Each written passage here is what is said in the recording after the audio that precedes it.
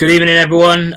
We are live again for another match preview. Obviously, we'll be getting into Walsall, talking about the game on Saturday, even though I don't really want to talk about it too much. And I'm sure no one else does as well. And then obviously at the end, like we always do, going on with the lineups and predictions. I'm not sure how many people will be predicting a win, but we'll see. But yeah, we've got Neil on again, who was on last week, and we've also got someone new as well. This first time being on the channel for a preview. We got Benji. Hope you both are doing well. All right, mate. Yeah, thank you. Good. But yeah, getting into it, we'll start off with Neil. You can chat about this as long as you want. Chatting about obviously the lineup first of all, and then the whole game. What did you make of the Orient game? Well, again, 2:00's another lottery, innit? You just don't know what you're going to get. Opened it up, had a look at it, saw no Mark Hughes, thought we're going somewhere, we're going in the right direction somewhere, and then you see him come out, they set up, and you see Josh Grant wide right, and you're thinking square pegs and round holes all over again. Yeah. But yes, it's frustrating. Yeah, carry on. I mean, as far as when we started and they got going, they were pretty industrious. They got about them. They weren't too bad, Rovers, but they wait too long. They constantly wait too long to feel out a side, rather than going. Do you know what? We're at home. We're going to get after these. We're going to go. We'll go right on the front foot. A bit like Oldham, we'll be a bit reckless, because I think that's our best chance at the minute. We got to be reckless. We just got to go. Do you know what? We'll get our forward-thinking players forward, and we'll just have to make it a little bit of a 50-50 every now and then, because at the minute we're feeling sides out and we're wondering what they got. Orient are settled. They know what they're at. They know what position to take up in certain situations. And I mean, the first goal, Collins was unlucky in the corner. Really, a decision should have gone his way. But ultimately, once that's been and gone, you get the set piece. That's something else to deal with. That's another completely different situation you've got to deal with. Didn't do it. And my biggest problem with it was, it was a free header. It was a shit goal to give away. Terrible goal to give away. But there's no accountability. Everyone's just looking at each other. No one's digging anyone out to say, we've worked on this. This is who you were meant to pick up. There's no accountability, which makes you think, like I said, what do you do in the week? What do they do in the week? Because if there's no accountability, you're just pissing in the wind. Mm-hmm. And again, second goal, set piece again. Ball doesn't get cleared properly. Maybe if that's 0-0 and we're a bit more settled, he puts his foot through that kill goal properly. Doesn't really go anywhere. I mean, he stuck it right in the corner. It's a good finish, but again, it's a situation we shouldn't be in. Find yourself 2-0 down. I mean, you're going at 3-0 and it's curtains. That's just how it is. But again, second half, people say, it was better second half. We won the second half. It was better. But it's only better because Orient made it better. Orient didn't play. Yeah. They killed that game. They stopped that game at every opportunity. I mean, from 20 minutes in, who's your captain? Who's your man who plays the captain for Orient? Darren Pratley. Yeah, Darren Pratley. He refereed that game. He pretty much refereed that game. The referee completely lost it early doors, and Pratley just ran that game as soon as they got in front. Killed the game, stopped it dead. I mean, did we win the second half? Well, yeah, we did, but Orient had us exactly where we wanted to be. Mm-hmm. They had them where they wanted us. We didn't really do anything much to harm and cause them any trouble. It was pretty basic, really. He went four at the back, and he just told Saunders to chase anything that got clipped over the top. That was basically what we did. Yeah, that's the thing. Like, obviously, I ranted a bit because obviously, like I said last week, I didn't go to the game because I had work till quite late before the game, so I was only listening in. And then even then, it was pretty horrific to listen to. Obviously, like you said about the goals, I I don't know what to say about the goals. It was just same old Rovers defending from, I don't know how many goals now we've conceded now from like set pieces. And it was the same as last season. Nothing's really changed. Like you said, I don't know what they work on in the week. Josh says, evening, Charlie, and everyone. Hope everyone is keeping well. Just to say, I'm not saying any score this weekend, but I do believe in Barton that he's still the man to turn around up the gas. Well, we get into that. I know I asked Neil about that in the last preview, but I want to get Benji's thoughts after. Obviously, Benji, I'm not sure if you went to the game because obviously you don't live local. You're a gas head from Peterborough, but if you listened to it or anything, what did you make of it? After losing 3-1. Oh, it was awful, wasn't it? And yeah, I'm probably the only gas head in Peterborough, so I managed to watch it, but it wasn't really worth watching. So you didn't miss much, right? It was shocking, and for me, it's the continuation of the same old errors. The biggest one is not having a game plan. And what really annoyed me most about that is after the run of form that we've been on, and we desperately need something to get us kick-started, you just need to be aggressive and energetic, play on the front foot, and get at teams. We're at home. We've got to make that our fortress, and that's where we're going to get the results if we're going to get promoted at the end of the day. And we didn't do that. The officials were awful, and it wasn't just the referee. It was the linesman over on the far side who flagged that ridiculous incident earlier on. And I just think it's one of those things where every time I tune in to listen in or watch the game, or if I manage to make it to a game, I just seem to think I don't know where it's going to come from. I feel apathetic watching the games. And I think Neil's dissected the game really well, so I wouldn't go too much into that. But we need a complete and utter turnaround on Saturday, and that means having a game plan, not playing square pegs and round holes, and being aggressive and getting at Walsall. We can hurt teams with the amount of individual talent we've got, but my worry is, has something happened in the dressing room? Because not everybody seems to be playing for Barton, perhaps, and we don't seem to be playing as a team despite all the individual quality we've got. Yeah, that's exactly the main thing. We're not playing as a team, and like you said, it's sort of early into the season still. I know they've had a bit of time, but mainly it is obviously a new squad. A lot of players coming in, a lot of players that Barton knew already. Obviously, as Neil said last week, he's pretty much got like half of like Liverpool or whatever in the team. A lot of people, a lot of experience and people that he knew. But like you said, we're not looking like a team. He keeps, obviously, the fact that he keeps changing things. I know, obviously, Leon Clark and Nicholson, that's another bad thing that's happened, obviously, with the injuries. And do you know what the annoying thing is? It's the fact that Barton said after the game, about Clark, like it was a punt, and which it was, but it should be having more of a think about transfers. Like, you can't just say, oh yeah, there's a lot of younger players or whatever that we could have got on a permanent but didn't want to come because of wages or whatever. Then he says, oh yeah, Leon Clark is a punt, and like that's worrying to hear. I know we all knew it basically was a punt because of his age, but that's worrying to hear from a fan's point of view. The fact that I think our striker recruitment policy has got to be questioned as well, and we obviously suffered from that with the infamous incident between Tisdale and Stockley in last January. So we've got Brandon Hanlon, and I think when he came on the last time, I think he came on away from home and he did a job for 45 minutes and he was really good. But I think we need to question our policy because we got told we didn't need to sell him, and he's that sort of physical striker who will sort of give you that platform to be able to build off. And then we go and replace him with someone like Brett Pittman. Fine, he'll score 10, 15, 20 goals a season if he plays well. But he's 30 odd, and then you've got Leon Clark, who was 36. Now Brett Pittman is going to have 2 weeks out injured soon anyway because of the issue he's got on his ankle.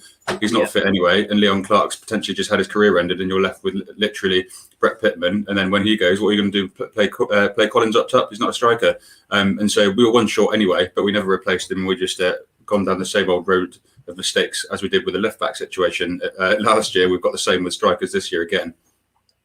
Yeah, that's the thing. It's just stupid. Like, the fact that obviously I know Hanlon wanted to leave, and obviously it was funny that he scored last night. I know it was a tap-in, but that just sums it up, really. Hanlon leaves and then scores on his debut. Well, not his debut, but his first goal. But yeah, it's just weird, isn't it? Like, Hanlon leaves and we don't really have any other player like him, and then he goes and replaces him with completely different players, who are a lot older and coming to the end of their career. And like you said, Leon Clark, because of his age, the hamstring injury is going to be a month or so, maybe even more. And then you got, Pittman as well, who done all right last season, but like you said, his injury, he's going to be out soon. And what's he going to do? Just play Collins and then just lump it up to Collins? Because like you said about the game plan, there is no game plan whatsoever. Jason says, I must admit, we're leaving our push for automatic promotion a little late. That's the other thing that still annoys me. Barton, he said it against Exeter after we got battered, and he said it again. Oh, we're still getting promoted. Well, somehow prove that to us then, because we can't even string 2 wins together. We haven't even done that yet. And it's not looking good. Tracy is also saying Bolton did the same last season. Keep the faith. But the thing is with Bolton, I know they left it late and went on a good run, throughout and from the mid-season, but they had like a goal scorer. They had like Owen Doyle, who at least they were scoring a lot of goals, but conceding a lot of goals at the same time. Whereas Rovers, we can't score more than 1 goal in a league game, and it's worrying. Matt says Collins was a bright spark. The foul given against him was a disgrace. After that, it was a miserable watch. Questions need to be asked of the coaching staff just as much as Barton and the players. Yeah, I get that. Obviously, Barton's not the only one to blame, but yeah. Again, we go back to the Barton situation because it's been everywhere. Everyone's been talking about it. I know you said, Neil, about it last week, but has anything really changed after the Orient game? Are you still, wanting him, to be in charge? And, what's your overall thoughts on that? Well, it's still the same as last week for me. Ultimately, people can shout Barton out. You want him out. He's got to go and all the rest of it. But you've got to be measured about it. What's the strategy after that? You can get him out, then what? Do you know what I mean? Because if you was to sit around the table in the boardroom and go, right, who do we go for? There ain't many out there. And then, like I said, you're left with the predicament of what I saw on Saturday was a load of disheartened, low in confidence, confused footballers. But they put a shift in. They did dig in. But it's not like they're not playing for him. So you ship Barton out. You've got a load of players that are disgruntled. That are, he's gone. We didn't want him gone. Bring someone else in who's got to deal with all of them players. Then he gets a technicality of saying they aren't my players. You got to wait until I get my own team in. There's another cycle of players to go through. Another season gone, and you're just treading water. I mean, it don't look good. It's bad, but it's September. If you're gonna cut someone and cull them, you can't do what you did with Garner and just Starmer go, I've got a mate who can take over and do a job, because you're just winging it. There's got to be a strategy in place. If you're gonna get rid of Barton, you've got to look at it and say, right, who can we go out there and either attract, or who is available that I can sit down and say, this is what you've got to work with it. You've got to get them on board, and you've got to tell me your plan of how you're going to make this work. Because just saying we've got to sack him because he lost on Saturday again, you're no further forward getting rid of him. You're going even further backwards, if anything. Yeah, that is basically the same. Obviously, I do want Barton out, but obviously at the end of the day, you still got to, you can't do the same, as what happened last season. But yeah, it's Captain Nat says Barton seems like a person you like or dislike. There's no grey area, so have to have a United dressing room seems unlikely. Ned Kelly also says Aaron Collins is good, but you'll need to get him used to missing more shots than he pots. But yeah, I completely agree. That's the thing. You can't be doing what we did last season. I think even though it is, like you said, it is rubbish, very rubbish at the moment. And there's obviously loads of people you see it on Twitter every day, and especially after the game on the weekend. I seen some. I can't remember who posted it now, but there was that video of obviously a lot of the fans angry and stuff like that. But yeah, you still got to give it time. Tom says, "All right, lads, are we?" Yeah, all good. Apart from obviously being a Rovers fan at this moment in time. Yeah, Benji, what's your thoughts on it? I know obviously, you do a lot of posts, and people should check that out as well on what is it for Bristol Live, in it? You do a lot. Yeah, I do a weekly column for Bristol Alive, just as a fan, really. Really good way to get my thoughts out there. So what's my thoughts? I think that it's a tough situation because Wales probably handed over all of the keys to the club to Joey Barton, and he's obviously hired all of his own team, his medical staff, advisors, and everything. So if you get rid of him, probably half the club will follow. I think he needs to be given a couple more games. I'm not a huge fan of Barton myself. Obviously, when he came in, I thought I was sort of judging the Barton of old, and then he's obviously quite an intelligent bloke. He talks quite a lot as well, which really annoys me in his press conferences as well. But then he's got his own players now, so if we give him a couple more games, and ironically, he could end up getting the chop after Ben Garner Swindon if they beat us. But I think he needs to be given 2 more games. I'm not a huge fan. I would love to replace him, but I'm not quite sure who else is out there. It is only 8 league games as well, but I don't think he'll last too much longer. If we lose to Walsall and if we lose to Swindon, I don't think that the boost and the terraces will be ignorable. Yeah, that's the thing, and obviously Walsall, like we know, is going to be a big game. They're only 1 point ahead of us, and then like you said, Swindon, the next home game, Barton against Ghana. Yeah, that's going to be an interesting one. And obviously, like you both said, and what other fans have said, if you do get rid of him, there ain't really. I can't think of many people that we can get in, apart from the only one I was thinking would be Graham Alexander, but Woody, who was at Salford. But again, like you said, we still do need him to give him a bit of time, but he does need to change certain stuff, which we will get into. But if you're in the comments as well, please keep giving your thoughts and hit the like button if you haven't already. Going on to obviously formations, because I think that's one we need to talk about. I know we obviously spoke on this last week, Neil, but again, what do you think needs to change? Obviously we mentioned game plan, but what else do you think needs to change for how Rovers can start doing better?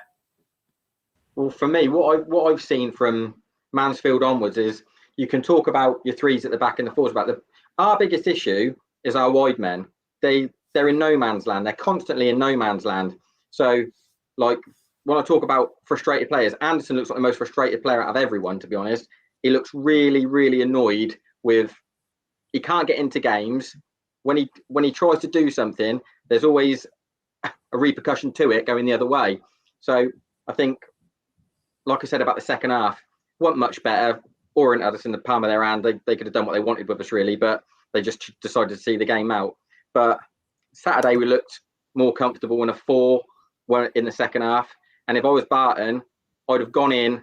I'd have gone in on the Monday, and I'd have named my side on the Monday and said, "This is what we're doing Saturday," and we'll strip it right back to basics.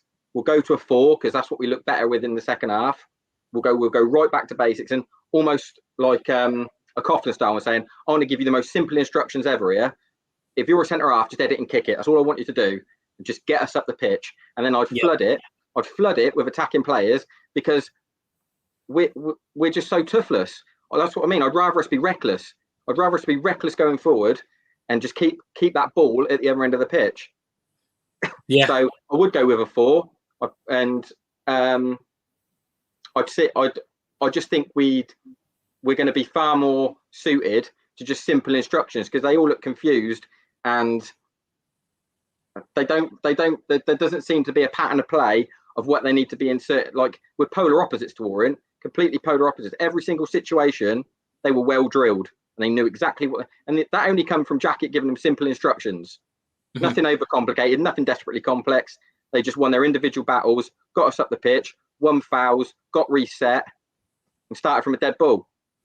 Yeah, and I think that's where Barton needs to go. Strip it right back to basics and say, look, half of that side was playing in pretty much decent League One sides. We've brought in people like. Trevor Clark, granted he ain't fit yet. Anderson's was decent. You know, there's a side there to be built, and there's a side there that can do a job. But everything's too complex. Everyone's confused. Strip it right back and get them playing basics again. Yeah, I mean that is exactly what I would do. I mean, to be honest with you, I think that's the main problem. I think Barton in training, I think he's one of them that tries to do too much, and I think, like you said, the likes of, you know, Kenny Jackett is just basic, you know, and yeah, for me that would be the thing to do. Just like you said, strip it back and just play it simple. There's no need to complicate football and your team and the way you set players. And I think, to be honest, I think that's what Barton's doing. He's trying to play this three at the back and do wing backs when we haven't got the players to do that. We haven't got a right wing back. I mean, Barton, and some people have said like Anderson's a right wing back. He's not. He's a winger. He's either a right mid or a right wing, and then you're playing. You know, playing Saunders. I know it changed because obviously Saunders didn't even start, but playing Saunders like left wing back when he's never played that position. You know, I just get the feeling that he was playing those players there. He's playing attacking players in the wing back role because he fully expects us to dominate the ball early doors from when the league started. He thought, we'll dominate this ball, get hold of it, and our wing backs will pretty much be in the final third most of the game. It's not worked out like that. No, that's the thing. BRC Tom says, Benji, what a guy, doing some class columns on Bristol Live. I agree. Cheers, Tom. Jason MH asks an interesting question. Who would be the first 5 players on your team sheets? Start with you, Benji.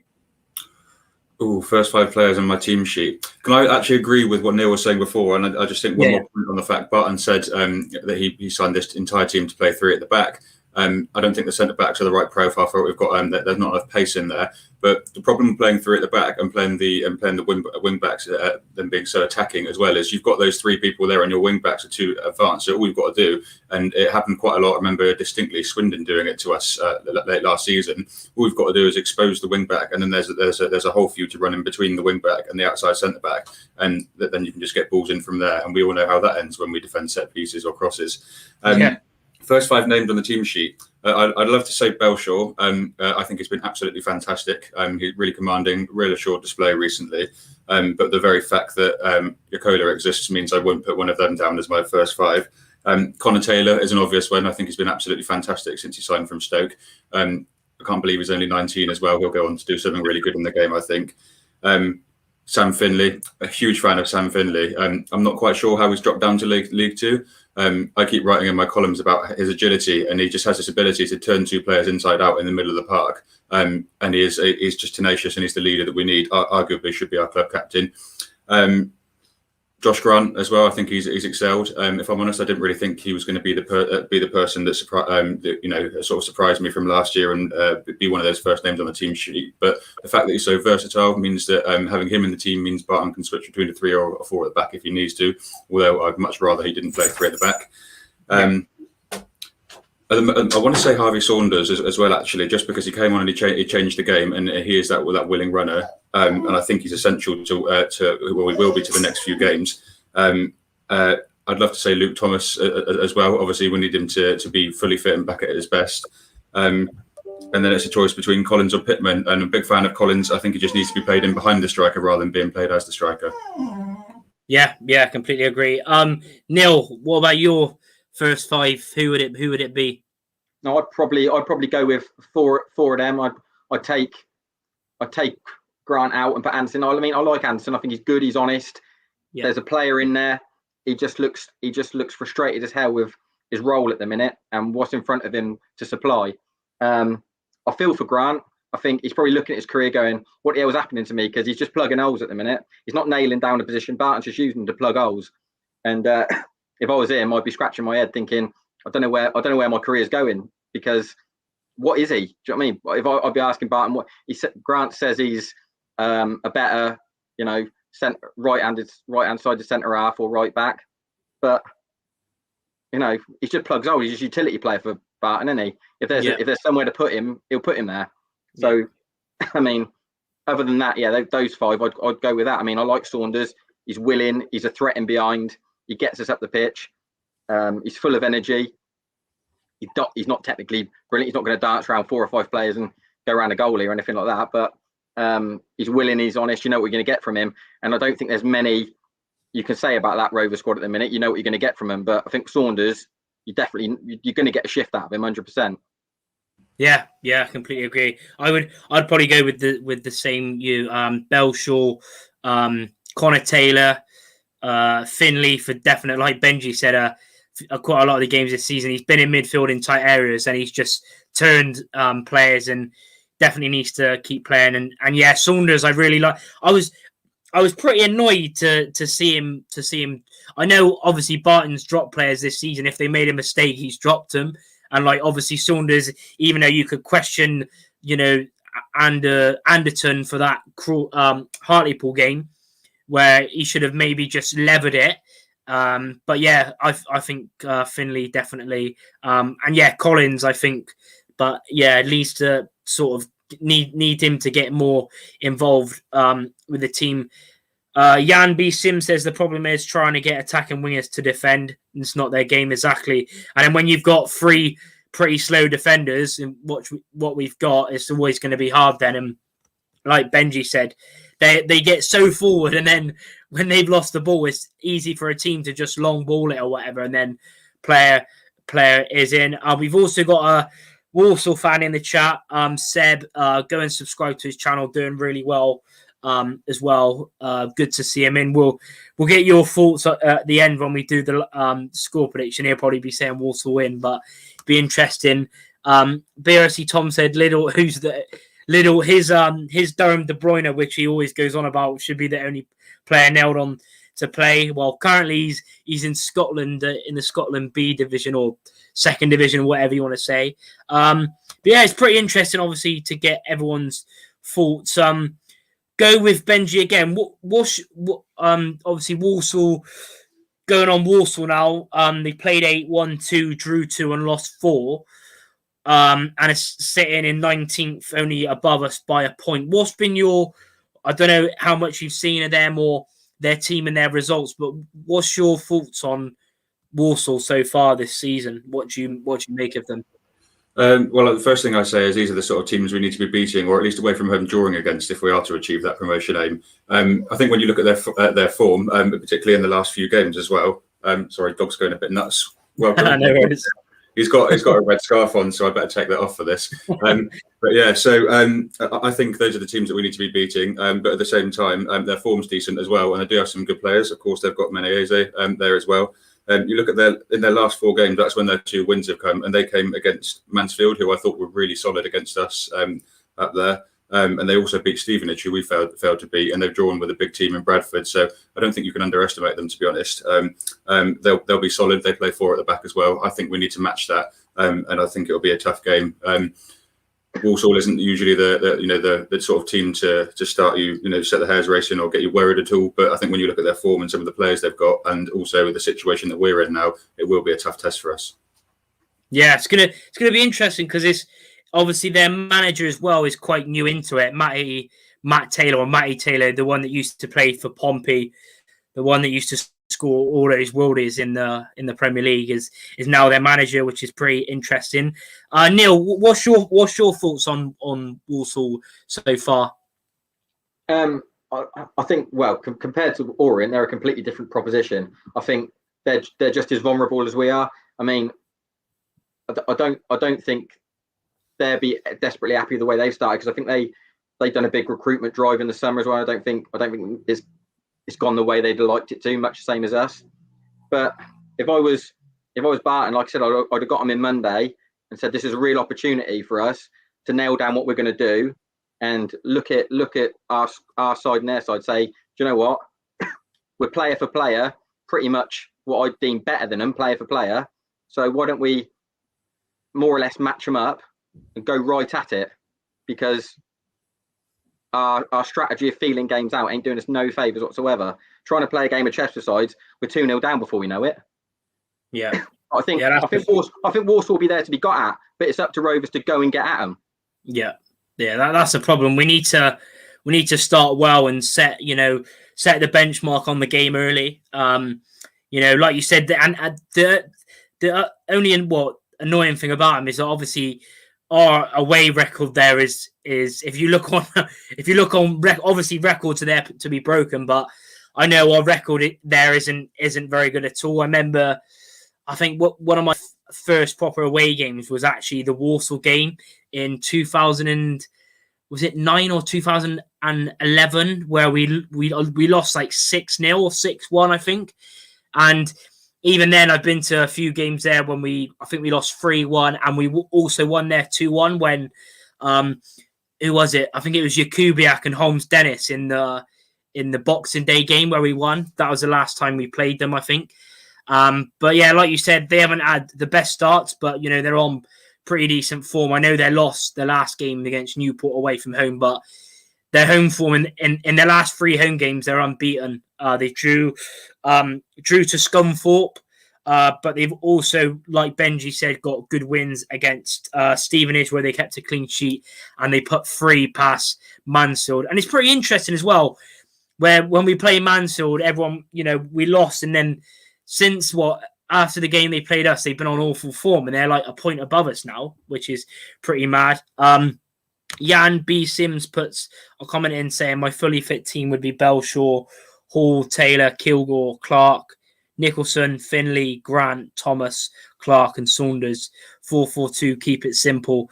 Yeah, I agree. I mean, obviously we'll get into lineups for the game in a minute. Ned Kelly says, interesting conversation, knowledgeable contributors. Gonna get off and catch some League Cup action now. Best of luck for Saturday, Forest Green. Oh yeah, I seen him comment on my my video the other day, saying about like what is going on at Rovers and Barton and all that. But yeah, I wish we could be where Forest Green are. They're absolutely smashing it at the moment, scoring goals for fun. It's gonna be interesting when we play them. BRC Leon says, up the gas. Welcome to the stream. Evening, Mitch. Yeah, I'm good. I'll be honest, I've got no faith at the moment. I haven't really got much faith, but hopefully it can turn around. This is definitely the game to do it. Matt says, I think Coughlin and Garner won there. Yeah, they did actually. Remember that was the last time we properly played them, was last season, where I think it was 2-1, Baldwin and Hanlon, who obviously are no longer with us, and then Walsall. I mean, to be honest, I think Walsall in the end should have got something out of that game. We were cruising, and then the second half it was pretty much all Walsall, but we got the win in the end. But yeah, going on to lineups now. Starting off with Benji, what would you play? I know, obviously as well, everyone in the comments, get your lineup. Who would you play and what formation, etc. But yeah, starting off with Benji, what would you go for this Saturday? I think the obvious thing to say is let's go 4 at the back. I've actually picked a lineup for 4-2-3-1. I think we've got a plethora of options for the attacking 3 roles in that as well, so we could fit more quality attacking players into the team. Belshaw starts, that's obvious, and Jed Ward will take his place on the bench. I've actually, this might annoy Neil because he pointed out earlier about square pegs and round holes, but I've gone for a square peg and a round hole at right back in Harry Anderson, but that's because I think Luca Hall isn't fit. Let me just shut my dog up in a minute. And he's moaning because he doesn't like Rovers. He hears enough moans from me about Rovers. So I've gone for Harry Anderson at right back. Obviously, Rodman's out with a broken foot, I believe, as well. Yeah, I think Connor Taylor is the first name on the team sheet, and Alfie Kilgore takes his place next to him. I almost put Harry's in as well, purely because of his ball playing ability and obviously his amazing goal at Mansfield. That was crazy in the stands when that went in. But Kilgore did well. Actually, grew into the game in the last couple, so I've kept him there. I've also gone with Junior Brown at left back, just because I would normally go for Anderton, and I think there is a player in there. He was solid against Mansfield, but he's just obviously not in great form. So Brown is there. Josh Grant and Sam Finley are the 2 players in holding midfield. I almost put Finley further forward because of his agility and his passing range, and he's quite creative and can unlock a defence. But that leaves space for a 3 in behind the striker of Luke Thomas. I think once we get him up and running, he will be a class player. Obviously, Nicholson would start normally ahead of Harvey Saunders, but Nicholson's unfit, so Saunders goes in. And I've given Collins a go behind Pittman. I just think that he's that creative player who likes to run off people. And if Pittman's going to be that platform, then it's going to be Collins that's in behind, running in between defenders, creating space for Pittman and laying the ball off. So, and Brett Pittman is up top. So the only worrying thing is that it's really hard to see where the attacking options from the bench are going to come from, particularly as a striker with Brown out as well. Not Brown, sorry, Clark. And so I think we'll probably end up only having Westbrook and Evans as attacking options on the bench. But that is my 11 for Saturday. Yeah, it sounds pretty good team, actually. Obviously, like you said, it's pretty annoying about the right back because Hall's still injured, and like you said, it's gonna be interesting here. But I do like that team, 4-2-3-1. BRC Leon quickly says we need Sammy Nicholson. He barely plays. Yeah, well, it's because of he's injured again, which is very, very frustrating. I'm actually hoping him to get him on here soon as well. To do like a Q&A thing, which would be quality. Make sure you check out Gascast if you haven't as well. They've done the thing with him, and if you haven't already listened to it with him and Montano, which is great. Mitch says, I agree. I want to see 4 at the back. Extra man can make a difference. Jason MH says only Rovers would have a training ground that causes more injuries. Yeah. But Neil, what would you go for? What would your lineup be? System wise, I think Benji's got it bang on. I think that's exactly where I go with it as far as the system goes. I'll go with Belshaw in goal. nothing that he's had in any of these games has anything to do with him. He's probably got backache from picking out of the net, but he's got nothing. There's nothing he could do about anything that he's conceded. Yeah. Personnel wise, it might be a bit different to Benji, but I'd go Taylor and Kilgore centre half in a back 4. I'd play Josh Grant at right back. Josh Grant, that's where Josh Grant wants to play by the sound of it. Hall's out injured, and as far as our recruitment goes, we don't have one. So that's where I put Josh Grant.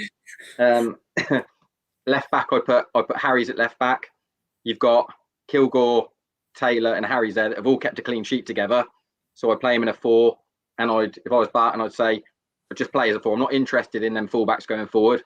Just keep us as a solid 4, and I'd have Finley and Whelan in the front of them screening. Like I said last week, Finley's an 8. He's an old-fashioned 8. He'll go up and down for you, and I'd let Whelan screen. What I'd play in front of that would be Luke Thomas in the hole as a 10, and I'd play Anderson one side and Saunders the other. Plenty of energy. They'll stay wide. They'll get wide, and when we don't have the ball, they'll come inside and get narrow for us. And then we got Pittman, haven't you? You play Pittman up top, and Pittman. Yeah. There's no secret to what he's going to do. He won't run channels for you. He won't get in the way of anyone. He'll work the width of the 18-yard box. He'll work the post, and he'll just expect service. And for how he looks and how lethargic and fed up he looks, you can have who you want up there. You pick the best centre forward in the world. If you're not going to supply him with anything, what's he going to do? And I think with those 3 behind him, you've got to give him the best opportunity of supplying him with something. And like I said earlier, we got to be a bit reckless going forward, because at the minute we're trying to be all a bit too measured and confused in what we're doing, and it just keeps coming back. I'd rather us from kickoff say, do you know what, we're more or less player for player better than these. Let's get at these and keep it and play in their half. Because at the minute, I understood what Barton said at full time, and it annoyed a lot of people saying they weren't too much in the game. Where there wasn't too much in the game was right in the middle of that pitch, where we got it into Whelan and Finley, played it round corners, back to our fullbacks inside. That's all well and good, but what matters is what you do in both box, and we ain't very good at that at the minute. Yeah. So exactly. what I'd say is keep your back 4 nice, tight, solid, and narrow when we need to. Remain him as a 4. Get 2 in front screening, and let your forward players just go and express themselves. Yeah, I completely agree. Got some more comments as well. Thanks to everyone tuning in. Hit the like if you haven't already. And if you come across the channel or you're not subscribed yet, please do hit the subscribe button. I think we're only about 27 away from 3K, which is mad. So keep smashing the support. Matt says either 4-1-2-1-2. Belshaw, Anderson, Taylor, Harries, Brown, Grant, Whelan, Finley, Evans, Collins, Saunders. I'll drop Grant right centre back of a 3-4-1-2 when attacking. Yeah, that's pretty interesting. Tom said met Sammy before Orient on Saturday. He's a top guy. Yeah, it would be class to get him on the channel, and as well as I've got Lindsay on last season, but it'd be good to try and get some old players and ex players on as well. He was remember me. Good luck from Saturday's game. Yeah, if even Exeter, they're doing well as well. So I've seen some of their fans are moaning, but they've only lost once, and they're doing pretty well now since they've beaten us, which is, of course, same old Rovers. Teams come to us not on that good form. They beat us, and now Exeter, I think, 5th in the league. Let Coots go home, lol. Yeah, Mitch doesn't like Coots, nor does Barber. Barber always says that as well. Nathan Fogg says, may as well play 11 at the back. Our forwards aren't exactly getting the delivery they need, and midfield seems to have no creativity. Belshaw, Grant, Taylor, Harris, Brown, Whelan, Finley, Anderson, Thomas, Collins, Saunders, if it's a 4-2-3-1. Yeah, that sounds good. Vaughan says, struggle to see any consistency till we can start scoring goals again. Defending from the front line is as well-known saying as well. Yeah, well, for as of my lineup, I agree with both of you playing a 4-2-3-1. It's still hard for me. Well, I'd go with Belshaw in goal, obviously. And yeah, like Neil, I'd go with Grant at right back as well. He seems to play anywhere, and Barton, like you said, a utility man. And I want to see Anderson more up the pitch. So I want to get him up the pitch. So Grant right back, Kilgore and Taylor centre back.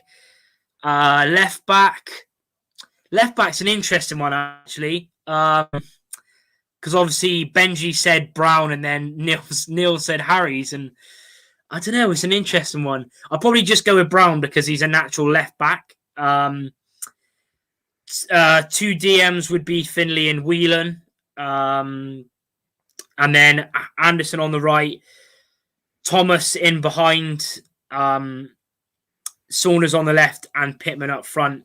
And then on the bench you could have Collins. Westbrook, maybe he might get a chance, and who's the other one? Evans as well. But yeah, that would be mine. Which would, but we'll see. We'll probably see. Hughes, like I said on my reaction, Hughes don't know where he was. He played against Hartlepool, not even in the team, and then he'll probably play this one. Who knows? But BRC Leon says, do you see Hanlon? Yeah, we talked about that at the start, even though it was a tapping, but fair enough, he still scored. Now on to predictions. This is an interesting one. Everyone, of course, leave your predictions in the comments, and we'll get to them. Benji, starting off with you first, are you confident for us to get a win, or do you see us taking a point or even losing? I'm not confident for a win, not at all. I don't think many people, unless you're a real... I mean, I'm a glass half full kind of guy, if you've ever read any of the columns, particularly until late on last season, I was really positive. Well, trying to find the remaining positives that were still out there, but I don't think we'll come away with a win, realistically. I think this is a game for us to be aggressive, but also stay tight and compact. I was going to go for a 2-2 draw, but I'm going to go 1-1 because I'm not quite sure if we'll ever score 2 goals in the game again. It just doesn't, like someone said in the comment section, I'm just not sure that where the goals are going to come from. Maybe when Nicholson's back and he gets some cohesion with the front, with the front 2 or 3, and when Thomas is fully firing as well and Collins is playing in the right position. But I think we'll go. I'll go 1-1. I think we'll take the first goal, but then we'll concede afterwards. That's my prediction. Yeah, that's fair enough. Neil, what about you? Are you more? Well, I say more optimistic, but I don't think anyone's really optimistic at the moment. But yeah, what are you saying for prediction? Well, given the side that I've just put down and what I'd do, I'd be confident we could go at them. But I just know Joey's not going to do that. So, who knows what he's going to do? 2 o'clock, like I said, it's a lottery. You never know. But I'll get up Saturday. I'll get on the train and I'll expect us Saturday will be a different kettle of fish for me. I'll go there expecting us to really come at the traps and go at them. But I know I'll be stupid to think that because of what I've gone and seen this season, that is not going to happen. I expect us to get beat Saturday. I expect us to get beat. We'll probably get done. We'll probably concede early. I think we could get beat 2-0. We could get beat 2-0 Saturday. 2-0, yeah. Yeah, that's fair. It's tough for me because annoying. I can't go because I'm working till 12. I really did want to go because it's pretty much going to be a sellout as well. I don't think, obviously, fair play to all the gasheads going. Hopefully we can get something from there, but the Walsall, the record at Walsall is not very good. They're unbeaten in their last 3 home games. It's going to be tough. Like I said, I hope the Barton somehow says, just go at them, but also at the end, be tight. But just to look at some predictions already, Mitch says 2-1 win to Walsall. BRC Leon says 2-1 Rovers, Kilgore and Joey Barton. Fair enough.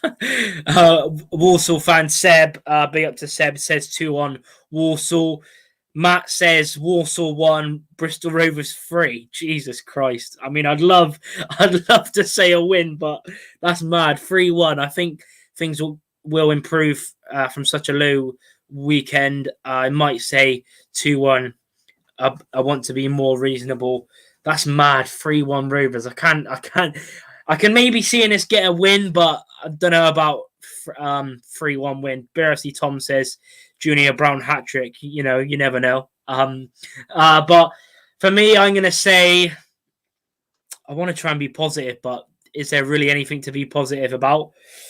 I don't know. I'm going to say a 2-1 loss. I think knowing Rovers, I think we'll score first, but then we won't score anymore and we'll concede two goals and lose 2-1, unfortunately. I really do want to say a win, and I'm one of the more optimistic people. I'm the one that at the start of the season that said Rovers will win the league on my League 2 predictions. But yeah, that's not looking good at the moment. But yeah, 2-1 Walsall win. Mitch says we could see a different side, as could be Barton's last game. Interesting. It won't be. It won't be. No, it won't, because for we've seen it well, and they've backed Barton a lot, and I think it'd be at least 2, maybe 3, depending on results. But even though I don't think we will win, we need to try and sort of grab a win, nick a win, do whatever to get some more belief, especially for the fans. It's so negative, and I'm not, I can't really say nothing about that because it has been awful. Charlie, like you said about that on Saturday, that's going to be near enough a sellout there. If Rovers get pumped on Saturday, that'll turn nasty. Yeah, because there'll be plenty there, and that'll get nasty Saturday at full time if Rovers get rolled over bad. There needs to be some form of performance. I mean, when I say performance, they need to put a good shift in, a good performance, and just miss out, or win ugly, play rubbish, but get a result. Like, if someone's to say to me, Saturday, you can go there, you'll spend £100 all day, and you'll see absolute dross football, but you'll get 3 points, I'd take that all day. Yeah, absolutely. That's what I mean. I'd take any win. I don't care. I don't care if we're battered the whole game and we get a last minute penalty in Pittman. There's scenes everywhere, but yeah, I don't care. Any.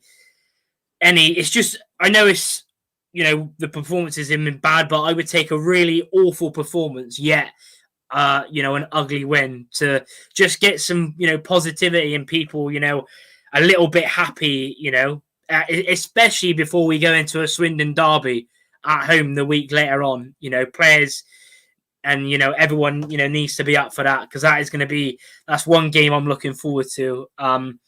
Jan says we'll be at Legoland Saturday for my son's birthday, so won't be looking at the score until I'm back in the car on the way home. BRC Tom says we could go down and Barton won't get sacked. He's got well wrapped around his finger. Well, I hope we don't go down. Jesus Christ, I can't be doing with that. But yeah, we're gonna end it here. Appreciate Benji and Neil for coming on. And thanks to everyone, obviously, getting involved and watching and smashing the support. As always, do hit the like button if you haven't already. Obviously, if you've just tuned in, you can watch this back after. if you haven't watched a lot of it. But yeah, thanks for watching, and we will see you in the next preview next Wednesday. But hopefully there will be a happy match reaction video on Saturday after the game, I hope. But yeah, we'll see you in the next one. Up the gas.